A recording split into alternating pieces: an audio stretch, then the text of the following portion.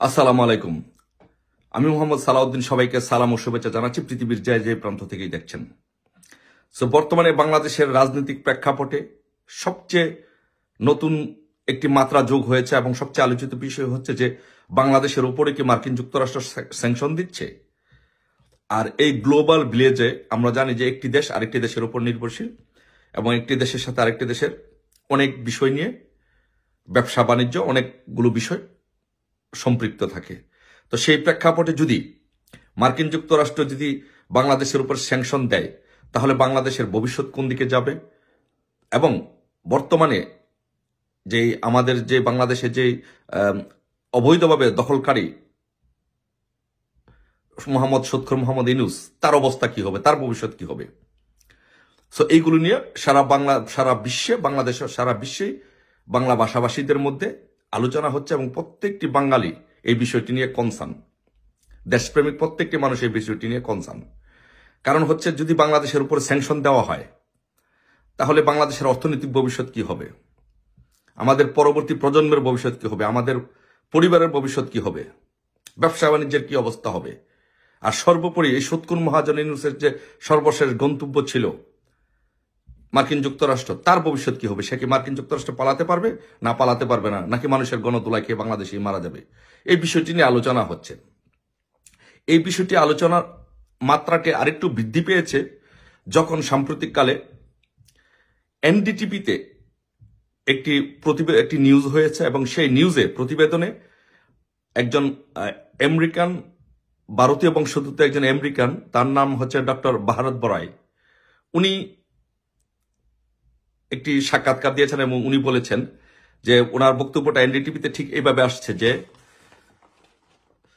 Indians Americans two urge Trump administration for sanction against Bangladesh. তার মানে হচ্ছে উনি যেটি বলতে চাচ্ছেন যে আমেরিকাতে বসবাসরত যে ইন্ডিয়ানরা আছেন ওনারা ট্রাম্প অ্যাডমিনিস্ট্রেশনের কাছে আবেদন করবেন যে বাংলাদেশের উপরে স্যাংশন দেওয়ার জন্য। যেহেতু মার্কিন যুক্তরাষ্ট্রের রাজনীতিতে আমেরিকানরা একটা বিশাল প্রভাব বিস্তার করে, আর সেটি যদি হয় তাহলে এনডিটিভির প্রতিবেদন অনুসারে সেটি যদি হয় তাহলে বাংলাদেশের ভবিষ্যৎ কি হবে, তাহলে আমাদের দেশটির ভবিষ্যৎ কি অন্ধকার। তাহলে আমাদের দেশটিকে স্যাংশন দিয়ে আসছে, আমাদের দেশে কি দুর্ভিক্ষ হচ্ছে। এই বিষয়গুলো নিয়ে আজকে আমরা চিন্তিত, সারা বাংলাদেশের মানুষ আজকে চিন্তিত এবং বিশ্বের বিভিন্ন দেশে যারা বসবাসরত আছে প্রত্যেকটি মানুষই এই বিষয় নিয়ে চিন্তিত যে আমাদের দেশটি কোথায় যাচ্ছে। এমন একটি সুন্দর দেশ এই সুৎখোর মহাজন ইউনূস কোথায় নিয়ে যাচ্ছে। তারপরে আপনারা জানেন যে এটি সবার কাছেই পরিষ্কার যে হিলারি ক্লিন্টন হচ্ছে সুৎখোর মহাজন ইউনূসের খুব ঘনিষ্ঠজন এবং ক্লিন্টন ফাউন্ডেশনে ইউনূস নিয়মিত ডোনেট করতেন।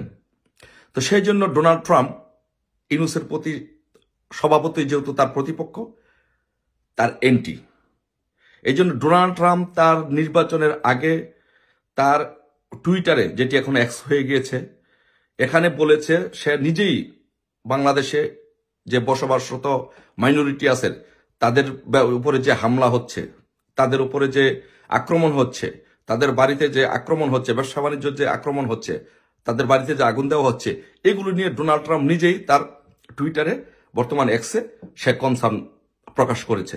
সে বলেছে যে কমলা হ্যারিস যদি নির্বাচিত হয় তাহলে এটি দেখাশোনা করবে না, কারণ যেটি জো বাইডেন যেটি করেনি। সে তার এটি একটি নির্বাচনী প্রতিজ্ঞা বলতে পারেন বা ম্যানিফেস্টো বলতে পারেন যে সে বলেছে, ডোনাল্ড ট্রাম্প বলেছে সে যদি ক্ষমতা আসে তাহলে সে এটি ভালোভাবে এটি দেখবেন, বাংলাদেশের যে মাইনরিটি আছে তাদের অধিকারগুলো নিয়ে সে কথা বলবেন এবং দেখবেন। তার মানে কি? তার মানে হচ্ছে যে আমরা যদি এনডিটিভির সাক্ষাৎকারে ভারত ভরাই যেই কথা বলেছেন এবং টুইটারে যে ডোনাল্ড ট্রাম্প যে কথা বলেছেন, এই দুইটি বিষয় যদি আমরা একত্রে করি, বিশ্লেষণ করি, এবং আরেকজন ব্যক্তি কিন্তু একটি কথা বলেছেন যে ডোনাল্ড ট্রাম্প প্রেসিডেন্ট হিসেবে শপথ নেওয়ার পরে নতুন যে মার্কিন গোয়েন্দা সংস্থার পরিচালক হিসেবে যে দায়িত্ব নেবেন, প্রধান হিসেবে দায়িত্ব নেবেন, সেও কিন্তু একজন হিন্দু এবং ইন্ডিয়ান বংশোদ্ভূত, সেও এই ব্যাপারে তার কনসার্ন প্রকাশ করেছে।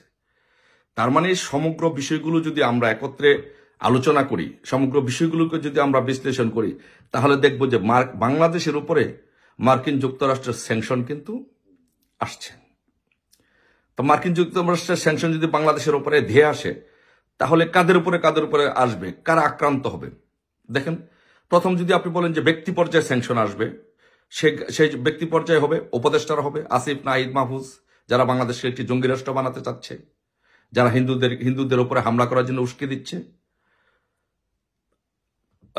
ইউনূসের উপরে আসবে, সূত্র মহাজন ইউনূসের উপরে আসবে, কারণ তার নেতৃত্বে এগুলো হচ্ছে। তারপর প্রতিষ্ঠান হিসাবে যদি বলেন যে বাংলাদেশ আর্মির উপরে আসবে, আর্মির উপরে যদি আসে, সেটি কি হবে? জাতিসংঘ সহ যত আন্তর্জাতিক মানবাধিকার সংস্থা আছে, সেই শান্তিরক্ষা মিশন থেকে বাংলাদেশ আর্মিদেরকে ফেরত পাঠানো হবে, বা নতুন করে ওখানে কোনো আর্মি কোনো শান্তিরক্ষা মিশনে নেওয়া হবে না। কারণ এখানে এনডিটিভিতে যে সাক্ষাৎকার দেওয়া হয়েছে, সেই সাক্ষাৎকারে কথা বলা হয়েছে, যে নিউজ প্রতিবেদনটি হচ্ছে, সেখানে বলা হয়েছে যে এই ইউনূস হচ্ছে একটি মিলিটারি ব্যাকড গভর্নমেন্ট, এটি হচ্ছে একটি পাপেট গভর্নমেন্ট, স্পষ্ট করে এখানে বলা হয়েছে। তার মানে হচ্ছে আর্মি তাদের এই ইউনূসকে ব্যাকআপ দিচ্ছে, তার মানে পুরোটা দোষ আর্মির উপরে চাপানো হচ্ছে, তার মানে আর্মির উপরে সেই স্যাংশনগুলো আসবে। তারপর দেশ হিসাবে আমাদের মার্কিন যুক্তরাষ্ট্রের সাথে গার্মেন্টসের একটা বিশাল বাণিজ্য আছে, আমরা অনেক গার্মেন্টস পণ্য রপ্তানি করে ওইখান থেকে আয় করি, 80% রপ্তানি আসে গার্মেন্টস সেক্টর থেকে। আর সেটি যদি হয়, তাহলে বাংলাদেশের গার্মেন্টসগুলো প্রায় বন্ধ হয়ে যাবে। তার মানে হচ্ছে যদি বাংলাদেশের উপরে স্যাংশন আসে, তাহলে বাংলাদেশটা একটা একেবারে পঙ্গু হয়ে যাবে। এই উপদেষ্টাদের জীবন বিপন্ন হবে, উপদেষ্টারা কোথাও পালাতে পারবে না, আর্মির উপরে স্যাংশন আসবে, এবং দেশের অর্থনীতি একেবারে পুরাটাই ব্রোকেন হয়ে যাবে, যার ফলে বাংলাদেশের দুর্ভিক্ষ দেখা দিবে এবং গৃহযুদ্ধ দেখা দিবে। এবং আরেকটা বিষয় যে হচ্ছে যে এই ইন্ডিয়ানসরা যারা আছেন, তারা কিন্তু স্যাংশন দেওয়ার জন্য এই মার্কিন যুক্তরাষ্ট্র অ্যাডমিনিস্ট্রেশনকে অনুরোধ করবে। তাহলে আমাদের উপর স্যাংশন কি তাহলে দিয়ে আসছে? আমাদের বাংলাদেশের ভবিষ্যৎ কি তাহলে অন্ধকার হয়ে যাচ্ছে? আমরা কিভাবে থেকে বাঁচতে থেকে আমরা যদি আরেকটি জিনিস লক্ষ্য করি, দেখি যে 10 তারিখে শহীদ নূর হোসেন দিবস উপলক্ষে যে আওয়ামী লীগ যে মিছিল করতে চেয়েছিল, বিক্ষোভ মিছিল, এবং নূর হোসেনের প্রতিকৃতিতে পুষ্পস্তবক অর্পণ করতে চেয়েছিল, সেখানে যেভাবে নির্বিচারে আওয়ামী লীগের নেতাকর্মীদের উপরে হামলা করা হয়েছে, নারীদের উপরে হামলা করা হয়েছে, মুক্তিযোদ্ধাদের উপরে যেভাবে হামলা করা হয়েছে, বৃদ্ধ মুক্তিযোদ্ধাদের উপরে, এই বিষয়গুলো যখন অ্যামনেস্টি ইন্টারন্যাশনাল যখন দেখেছে, অ্যামনেস্টি ইন্টারন্যাশনাল এই ব্যাপারে কনসার্ন প্রকাশ করেছে এবং বলেছে অ্যামনেস্টি ইন্টারন্যাশনাল বাংলাদেশের সবার right, freedom speech, freedom of movement, এগুলো প্রকাশ করার মতো স্বাধীনতা দিতে হবে, তারা কনসার্ন প্রকাশ করেছে। তাহলে বুঝেন যে বাংলাদেশের অবস্থা এখন কোন দিকে যাচ্ছে। তারপর ভারত আরো একটি কথা বলেছেন, ভারত বড়াই আরো একটি কথা বলেছেন। দেখেন উনি কি বলেছেন এনডিটিভিতে, উনি বলেছেন, a lot of people are talking about external interference in the overthrow of democratically elected government in Bangladesh.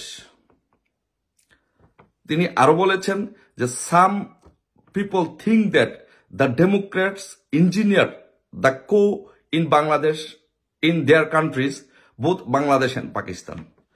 তার মানে উনি ওই এনডিটিভি আরো বলেছে যে এই বাংলাদেশের আওয়ামী লীগ সরকারকে উৎখাত করার জন্য এই ডেমোক্রেটরা কাজ করেছে, সহযোগিতা করেছে। তার মানে হচ্ছে ডোনাল্ড ট্রাম্প স্পষ্টতই এর বিপক্ষে অবস্থান নেবে, এই ইউনূস সরকারের বিরুদ্ধে অবস্থান নেবে এবং বাংলাদেশে স্যাংশন দিতে পারে। যদি বাংলাদেশে স্যাংশন দেয়, তাহলে আমাদের দেশে ডেফিনেটলি একটি দুর্ভিক্ষ দেখা দিবে এবং গৃহযুদ্ধ দেখা দিবে। আফগানিস্তানের চেয়ে একটি ভয়াবহ অবস্থা হবে বাংলাদেশে। তাই আমি বলবো, এই অবস্থা আমরা কখনো চাই না, এটা কখনো আমাদের দেশের জন্য কাম্য হতে পারে না। আমরা এই দেশটাকে ভালোবাসি। তাই আমি মনে করব বাংলাদেশের প্রত্যেকটি নাগরিকের, আবারও বলছি আমি, বাংলাদেশের প্রত্যেকটি নাগরিকের উচিত হবে, আসুন সম্মিলিতভাবে, সম্মিলিত প্রতিরোধের মাধ্যমে এই দখলদার সুৎখুর মহাজন ইউনূসকে, অসাংবিধানিক সুৎখুর মহাজন ইউনূসকে বাংলাদেশ থেকে বিতাড়িত করে বাংলাদেশে গণতন্ত্র পুনঃপ্রতিষ্ঠা করি, অর্থনৈতিক চাকাকে আবারও সচল করি, বাংলাদেশের মানুষের ভাগ্যকে আবারও উন্নয়নের ধারায় ফিরিয়ে আনি। আসুন সকলে মিলে ৭১ সালে যেভাবে ঐক্যবদ্ধভাবে আমরা পাকিস্তানের হাত থেকে বাংলাদেশকে রক্ষা করেছি, এখনো সেই সুৎখুর মহাজন ইউনূসের হাত থেকে এই দেশটিকে রক্ষা করি। নয়তোবা এই দেশে দুর্ভিক্ষ দেখা দিবে, নয়তোবা এই দেশে গৃহযুদ্ধ দেখা দিবে। এই সুৎখুর মহাজন ইউনূস কিন্তু বাংলাদেশ থেকে হাজার হাজার কোটি টাকা কিন্তু উনি সামাজিক ব্যবসা করার জন্য পাচার করে ফেলবে। অলরেডি উনি হাজার হাজার কোটি টাকা পাচার করেছেন হুন্ডির মাধ্যমে পৃথিবীর বিভিন্ন দেশে এই সামাজিক সুদের ব্যবসা করার জন্য। এখন উনি নির্দ্বিধায় গ্রামীণ ব্যাংকের কর্মৌকুফ করে দিয়েছেন। নির্দ্বিধায় উনি বিশ্বে টাকা পাচার করে উনি সারা বিশ্বে সামাজিক ব্যবসা করবেন। বাংলাদেশের মানুষের আজকে ভাগ্য নিয়ে এই সুৎখুর মহাজন ইউনূস ছিনিমিনি খেলছেন। বাংলাদেশের মানুষের হাতে আজকে উনি ভিক্ষার থালা তুলে দিচ্ছেন। তাই প্রিয় দেশবাসী, আসুন সকল ঐক্যমত্যের ভিত্তিতে আমরা বাংলাদেশে গণতন্ত্র পুনঃপ্রতিষ্ঠা করি। যেভাবে ১৯৭১ সালে আমরা তাদেরকে পরাজিত করেছিলাম ৭১-এ, যেভাবে আমরা পাকিস্তান হানাদার বাহিনীকে পরাজিত করেছিলাম, একইভাবে আসুন সুৎখুর মহাজনকে ইউনূসকে পরাজিত করে দেশে গণতন্ত্র প্রতিষ্ঠা করি, শান্তি ফিরিয়ে আনি। সবাই ভালো থাকবেন। আসসালামু আলাইকুম। জয় বাংলা, জয় বঙ্গবন্ধু।